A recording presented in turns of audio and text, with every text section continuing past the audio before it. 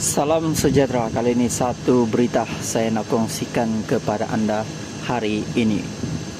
Sebelum itu, bagi mereka yang masih baru di channel ini, sila pertimbangkan untuk menekan butang subscribe, like, komen dan share supaya anda tidak akan ketinggalan info-info menarik yang akan saya sampaikan di channel ini. Satu berita saya nak kongsikan kepada anda hari ini. Berita ini saya petik daripada Cosmo.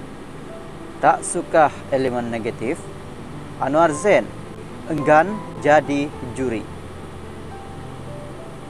Penyanyi terkenal Anwar Zain teguh dengan pendirian, enggan duduk di kerusi juri pertandingan nyanyian bagi mengelakkan elemen negatif dicetuskan pihak yang tidak boleh menerima komen. Akui pemilik nama lengkap Saharul Anwar Zain itu sejak 10 tahun lalu. Dia sudah menolak banyak tawaran selepas mengambil kira pelbagai faktor sehingga menyebabkannya lebih selesa menyanyi sahaja. Secara pribadi, penjurian bukan bidang saya. Ini bagi pihak saya sendiri. Jangan salah anggap pula. Terpulang pada orang lain untuk menerima tanggung jawab tersebut. Biarlah saya menyanyi dan buat persembahan sahaja. Saya rasa saya tak sesuai dan tidak layak menilai orang lain walaupun acara hiburan itu. Penyokong yang terlalu sayangkan seseorang, penyanyi, ada kalanya beremosi sampai tidak dapat menerima komen juri. Sedangkan pihak terbabit memberi teguran jujur demi kebaikan peserta. Selalunya, juri bagi ulasan untuk membantu artis itu membuat satu lebih baik, berkongsi tips persembahan. Cuma kadang-kadang penonton tak faham dengan kecam serta salahkan juri, katanya kepada Cosmo. Salam sejahtera, kali ini satu berita saya nak kongsikan kepada anda hari ini.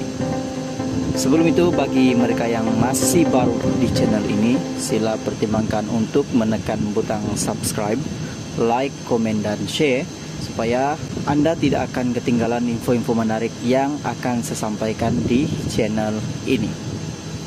Ini satu berita paling mengejutkan dan panas. Berita ini saya petik daripada Roti Kaya. Sekian lama kakak KM mendiamkan diri, akhirnya keluarkan kenyataan ini. Anak kakak KM meraung, kurung diri tak nak pergi sekolah. Sebagai ibu, pasti akan berdepan pengalaman di mana anak-anak remaja memberontak. Sama seperti usahawan Kak KM atau nama sebenarnya Lina Rosli turut berdepan situasi sama. Baru-baru ini Kak KM nampak ada membuat sesi live apabila buntu karena anak ketiganya, Rania, memberontak dan enggan pergi ke sekolah. Menerusi sesi live tersebut, turut memaparkan Rania trauma teruk sehingga bertindak mengurungkan diri dalam bilik. Kak KM berkata, dia sudah mencoba sebaik mungkin menghantar anaknya itu untuk pergi ke sekolah. Lebih sukar usahawan itu tidak boleh membuka pintu bilik tersebut karena lupa di mana kunci pendua diletakkan. Walaupun sudah memujuk, mendengar Rania raung, serta mengatakan tidak mau pergi ke sekolah. Kak KM coba menggunakan dumbbell untuk memecahkan pintu bilik. Namun tidak berjaya, tombol pintu bilik tersebut adalah jenis tahan lesat. Suami Kak KM yaitu Ramli turut memujuk anak mereka untuk keluar dari bilik, tetapi Rania tetap berkeras hati juga dan tak mau pergi ke sekolah. Orang kata nak pergi sekolah, benci-benci, begitulah. Semua orang tak sayang baby. Dalam kurungan Rania. Mama memang tak sayang baby lah. Mama memang tak sayang baby. Baby nak mati, jerit Rania. Dalam pada itu Kak KM berkata, anaknya tidak takut dengan guru besar, selain akan membawa Rania bertemu dengan konseling untuk menyelesaikan masalah anaknya itu. Bukan itu saja, Kak KM berkata dia sudah berusaha berjumpa dengan Ustadz serta mengambil air penawar namun tidak berkesan.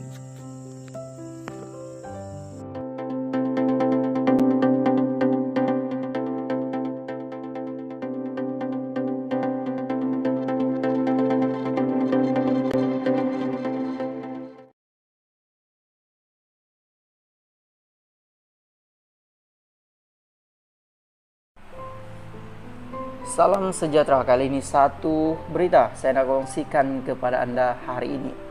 Berita ini saya petik daripada Berita Harian. Belum terima makluman, lepas talak 2 kali. Peguam Putri Sarah. Kuala Lumpur Peguam mewakili pelakon Putri Sarah Liana yaitu Datuk Akaberdin Abdullah Kadir belum menerima makluman mengenai dakwaan Samsul Yusof sudah melepaskan talak 2 kali terhadap Putri Sarah. Kata Akaberdin yang ditemui Mahkamah Rendah Gombak Timur di sini pagi tadi. Pihaknya belum mendapat arahan daripada anak guamnya berhubung dakwaan tersebut. Setakat ini tiada amaran anak guam berkenaan perkara ini. Isu ini juga tiba-tiba timbul dan kami juga tidak dapat mengesahkan kesahihan perkara itu.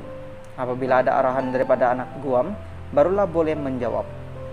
Kalau wujudnya perkara itu, ia patut di bawah keprihatin dan tindakan mahkamah, tak boleh main mengenai nikah dan cerai ini.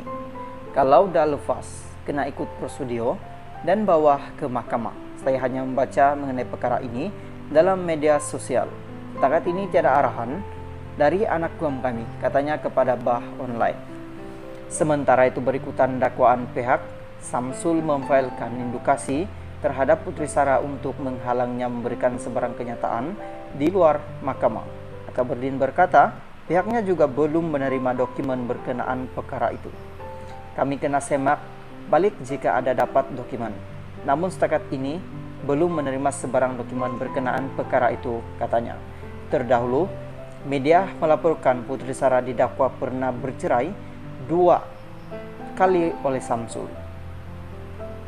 Pernah diceraikan 2 kali oleh Samsul. Menurut laporan, ada sumber mengatakan kedua-dua lepas talak pernah direkodkan di Mahkamah Petaling Jaya, Selangor.